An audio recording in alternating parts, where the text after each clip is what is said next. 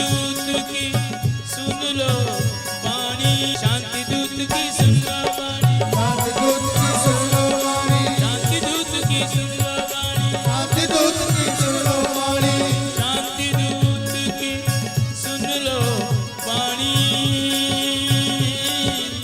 रहेगा नहीं किसी नैन में पानी। चतुर ऋषि कहते हैं आपको चाहिए कि आप उनको श्रीमद् भागवत कथा श्रवण कराओ। तब उनके लिए भागवत प्रारंभ हुई, और भागवत प्रारंभ हुई कहां पर? कनकल, हरिद्वार में, वृंदावन में नहीं, हरिद्वार में। वहां पर उनको भागवत का पाठ श्रवण कराया गया, और जब भागवत का पाठ उन्होंने वहां पर श्रवण किया तो 7वें दिन कथा जब पूर्ण हुई तो ज्ञान वैराग्य का कष्ट तो दूर हुआ ही, साथ में मेरे प्यारे भक्ति महारानी सशरीर प्रकट होकर नृत्य करने लगी, और वहां पर प्रथम दर्शन भक्ति महारानी का हुआ। बोलिए भक्ति महारानी की जय, भागवत महापुराण की जय। पहली बार वहां दर्शन हुआ। ऐसा है भागवत का दर्शन, ऐसा है भागवत का महात्मा। एक और भागवत महात्मा आता है, आत्मदेव की कथा। आत्मदेव जिनकी पत्नी का नाम है धुंधली, विवाह तो हुआ है पर पुत्र नहीं है।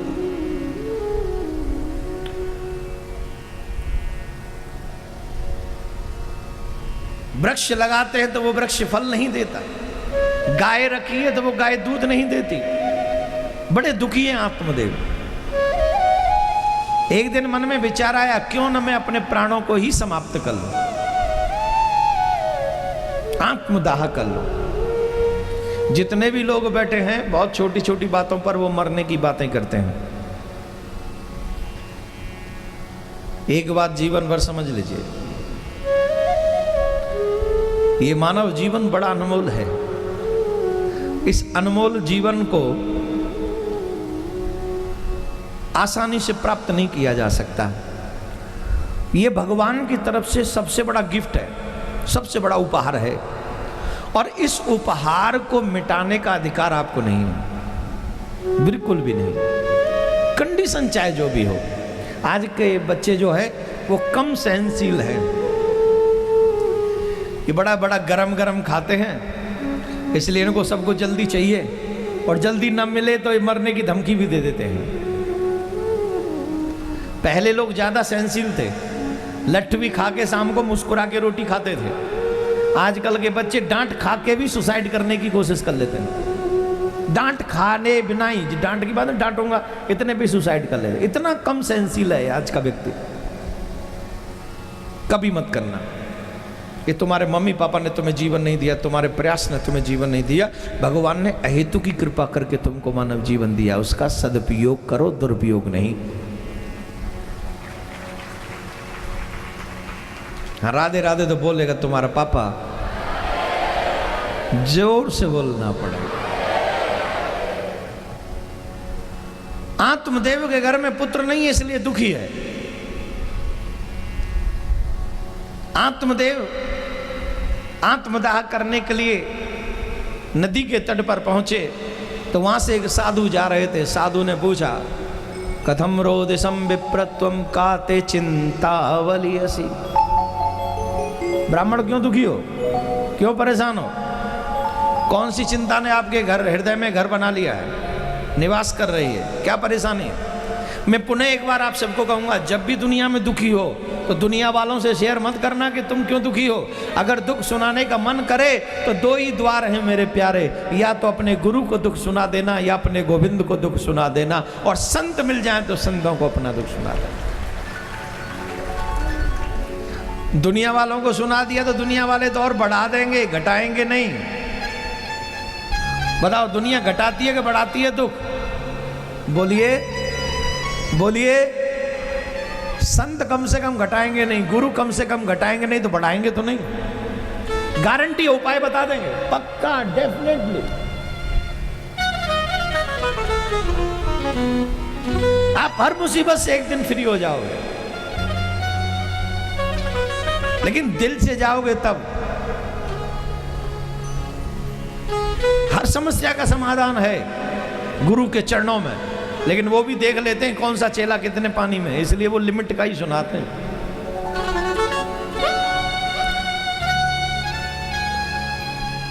दुगड़ा सुनाना हो तो दो ही द्वार, गुरु और गोविंद। आज संत ने पूछ लिया क्यों दुखी हो, तो कहा महाराज मेरे घर में कोई पुत्र नहीं है। और कहते बिना पुत्र से गति लोके, इस लोक में बिना पुत्र की गति नहीं। जब गृहस्थ में चले जाओ, शादी हो जाए तो एक पुत्र होना जरूरी है, जो कम से कम मरने के बाद में जल दे सके जी। और जितनी भी क्रिया कर्म है उनको करे, कर्म कांड जो बताते हैं उसके माध्यम से। तो महाराज बताइए हम क्या करें। उन्होंने पूछा एक बात बताओ, पुत्र क्यों चाहिए? बोले महाराज जब मैं बूढ़ा हो जाऊंगा तो मेरा बेटा मेरी सेवा करेगा बुढ़ापे में। और किस लिए चाहिए? बोले मेरा बेटा मेरा नाम करेगा। अच्छी बात। और किस लिए चाहिए बेटा? बोले मेरा बेटा मुझे चाहिए बुढ़ापे में मेरा सहारा बनेगा। जितने भी माँ बाप बैठे हैं जिनके बच्चे जवान हैं और आप बूढ़े हैं, सच्ची सच्ची बताओ कितनों का सहारा बन गया बेटा? बता दो, तुम्हारा सहारा बनता है कि अपनी घरवाली का? पिताजी मेरी पत्नी कहती है उसके साथ तुम्हारी बनती नहीं, तुम बहुत लड़ते हो, वो प्रसन्न रहती नहीं। एक ही उपाय है, या तो मैं पत्नी को छोड़ दूं या मैं आपको छोड़ दूं। उपाय आप बता दीजिए। ऑप्शन आपको मैंने बता दिया, बताओ मुझे क्या करना चाहिए। डैडी कह देते हैं यू शुड लीव मी। और क्या कह दे ना, डैडी क्या कहेंगे? पत्नी को छोड़ दे, अपना घर बिगाड़ दे। क्या कहेंगे? यू शुड लीव मी, तुम्हें मुझे छोड़ देना चाहिए, अपना घर संभालो। अरे पापा जी, ओ पापा जी, आप तो कहते थे मेरा बेटा बुढ़ापे में सहारा बनेगा, आप कह रहे हो लीव मी। क्योंकि मैं भी तेरे मन की जान रहा हूं ना। अगर मैंने नहीं कहा लीव में तो तू वैसे लीव कर जाएगा। इससे तो बढ़िया मैं ही कह दूं छोड़ दे, तो कम से कम मेरी इज्जत तो बच जाएगी कि मैंने अलग कर दिया, वो अलग नहीं हुआ।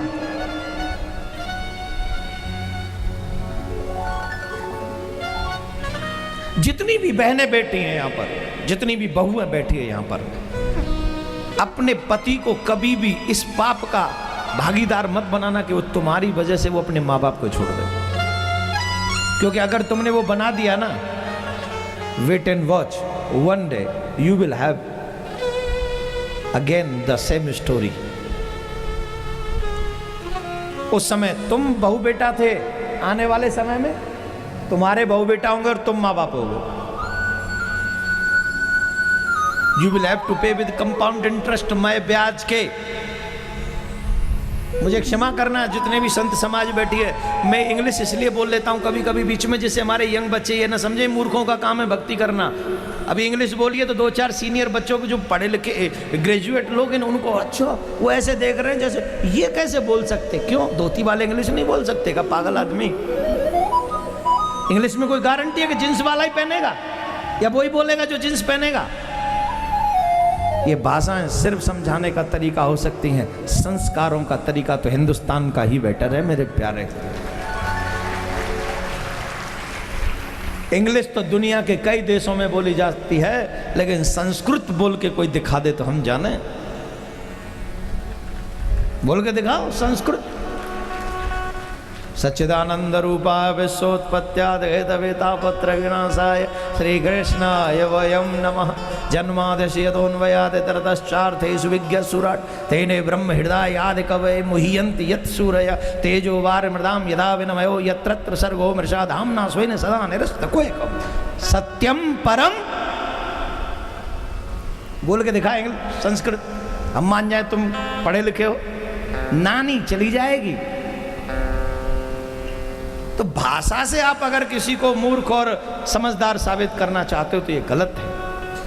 भाषा सिर्फ एक समझाने का तरीका है, लेकिन हाँ तुम्हारे कर्म ये साबित करते हैं कि तुम कितने अच्छे हो और तुम कितने बुरे हो। अगर कर्म गलत है तो तुम पे सारी भाषाएं भी आती हो तो किस काम की? तुम्हारे माँ बाप की आंखों में आंसू तुम्हारी वजह से आते हो तो तुम्हारी भाषाएं भी बेकार और तेरी जिंदगी भी बेकार मेरे प्यारे, तेरा जीवन भी बेकार।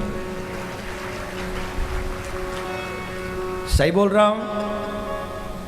सही बोल रहा हूं महाराज? चकाचक। अब क्या करोगे?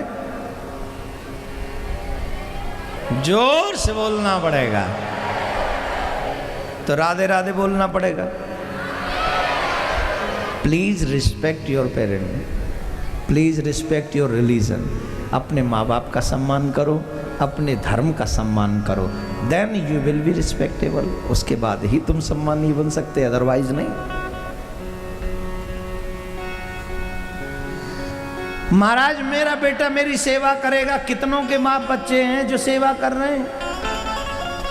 कितने माँ बाप तो मेरे पास आते हैं, महाराज ऐसा पैदा हो गया है, खूब कमाया था वो भी ठिकाने लगा दिया, किराए के मकान में चले गए और अभी भी कनपट्टी पे रख के कहता और दे।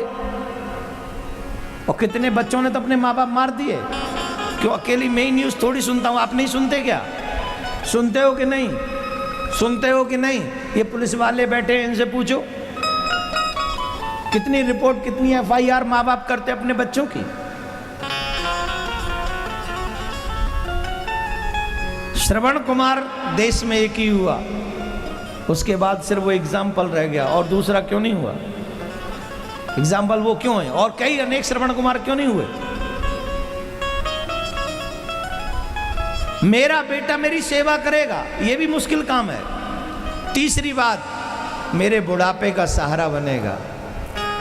जिसने बचपन में तुम्हारा सहारा लिया वो तो कमजोर ही होगा, और जो कमजोर है वो तुम्हारा सहारा नहीं बन सकता। कौन किसका सहारा बनता है? भगवान से ये मत मांगो कि मेरा बेटा मेरी सेवा करे। भगवान से मांगना है तो ये मांगो कि मुझे कभी किसी की सेवा की जरूरत ही ना पड़े। मुझे उतने दिन तक का समय देना जिंदगी में मेरे प्यारे, जब तक मैं बिना सेवा के जिंदा रहूं और दुनिया की धर्म की सेवा कर सकूं। सेवा करवाने में इंटरेस्ट मत लो, सेवा करने में इंटरेस्ट लो। सेवा करवाने वाले हमेशा दुखी रहते हैं और सेवा करने वाले हमेशा सुखी रहते हैं। खाने वाले बीमार हो जाते हैं, खिलाने वाले स्वस्थ रहते हैं। आज हमारे धर्म में से सेवा भाव समाप्त हो गया है। आज लोग सेवा नहीं करना चाहते। आज लोग सेवा, पहले तो हम लोग जाते थे, देखते थे साधु महात्माओं की पत्तल, अरे महाराज पूरी पंगत बैठी हुई है, और पंगत बैठी हुई है, बड़े बड़े धन्ना सेठ क्या करते थे, उनको अपने हाथों से जिमात, बड़े बड़े अरबों खरबों पति आदमी। आजकल उल्टा देखते हैं। आजकल संत महात्मा या ब्राह्मण या कोई और धन्ना सेठ बैठ जाते हैं और उनको उल्टी पत्थर देनी पड़ती है। ये मैं बात कुछ लोगों की नहीं कर रहा हूं, इनकी तादाद बढ़ गई है और इससे हमारे धर्म का नुकसान तो हुआ ही है, साथ में उन लोगों के कर्म का भी नुकसान हो गया बहुत बड़ा। सेवा करने से बड़े होते हैं मेरे भाई बहन, सेवा करवाने से कोई बड़ा नहीं होता। जितने भी लोग यहाँ आए हैं, सेवा करने का एक प्रकल्प अपने जीवन में धारण करिए कि हमें सेवा करनी है, करवानी। कोई बहुत बड़ी मजबूरी हो, कहीं फंस जाए, उस समय सेवा करवा लो, वो अलग बात है। पर भगवान से मत मांगो कि मेरे घर में बेटा और बहू ऐसे हों जो सेवा करें। भगवान से ये मांगो, भगवान मेरा जीवन ऐसा हो कि मुझे कभी किसी की सेवा की जरूरत ना पड़े। जब तक जिंदा रहूं आपकी सेवा करता रहूं, जब तक जिंदा रहूं साधु संतों की सेवा होती रहे, ऐसा जरूर भगवान से मांगते रहिए। राधे राधे बोलना पड़ेगा। महात्मा जी ने कहा कि क्या चाहिए? बोले पुत्र इसलिए चाहिए। बोले नहीं, तेरे जन्म में 7 जन्मों तक पुत्र नहीं। बोले महाराज अगर मुझे पुत्र नहीं मिला तो मैं मर जाऊंगा, और मरूंगा तो पाप आपको लगेगा। बोले मुझे क्यों लगेगा? बोले आपने मुझे रोका है। संत चाहे तो बहुत कुछ दे सकते, आपको देना होगा। मेरे प्यारे हो, एक बात जीवन भर याद रखना, जो भगवान तुम्हें न दे सके वो साधु संत तुमको दे सकते हैं, अगर कृपा कर दे तो। भगवान की एक उदारता है, तुम्हें वो तुम्हारे कर्म से ज्यादा नहीं देते, लेकिन साधु संतों की वाणी भी वो झूठा नहीं करते। अगर उनके मुख से हृदय से आसानी से साधु महात्मा तुम्हें आशीर्वाद नहीं देते हैं, देख लेते हैं पात्र, कोई कुपात्र तो नहीं है, और जब पात्र को देख लेते तो भगवान दे देते साधु संत। उन्होंने कहा कि तुम्हें पुत्र चाहिए, बोले हाँ ठीक है, ये लो, ये फल ले जाओ और अपनी पत्नी को जाके खिला देना, और कुछ नियम बता देना। क्या? सत्यम शौचम दया दानम एकम भक्तुत भोजनम वर्षावधि स्त्रिय कार्यम तेन पुत्रेति निर्मलः। ब्रह्मचर्य का पालन करे, पृथ्वी पर शयन करे, एक समय अन्न ग्रहण करे, झूठ न बोले। अगर ये कार्य करेगी तो उसे निर्मल बुद्धि वाला पुत्र प्राप्त होगा, निर्मल बुद्धि वाला पुत्र। बड़े प्रसन्न हुए, महात्मा जी को बार बार प्रणाम किया, पत्नी के पास में फल लेकर गए और पत्नी से कहा देवी ये फल ग्रहण करो, क्या होगा? बोले पुत्र होगा। महात्मा जी ने कहा है, अच्छा ठीक है रख दो, ले लेंगे। फल रखवा लिया। लेकिन मेरे भाई बहन, कुसंग बहुत बुरी चीज है। अच्छा संग आपको अच्छा बना देता है और बुरा संग आपको बुरा बना देता है। इसलिए आप अपना संग सुधारने की कोशिश कीजिए,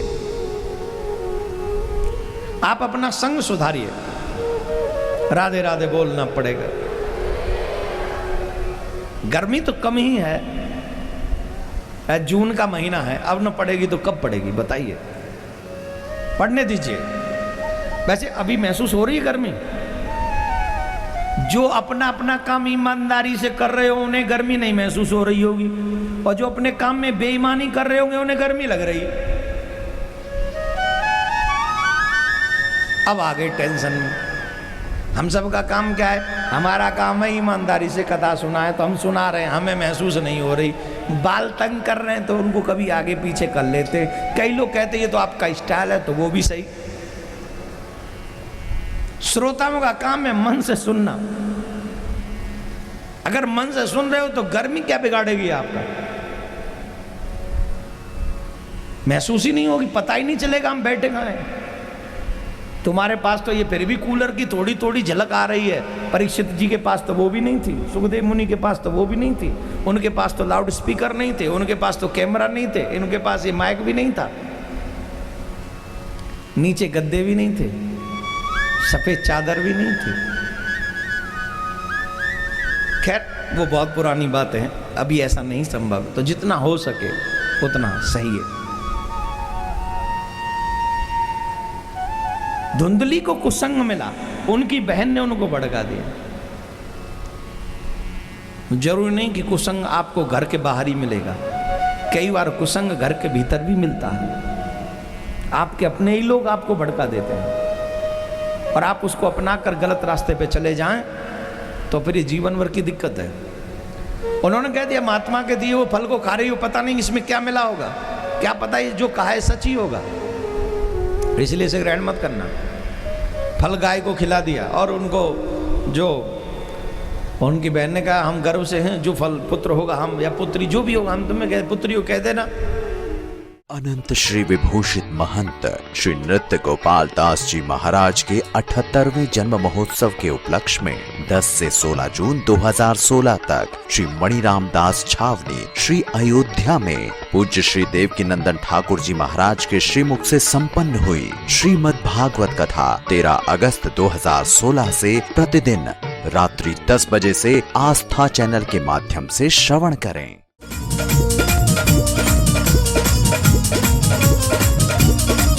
प्रियाकांत युग दर्शन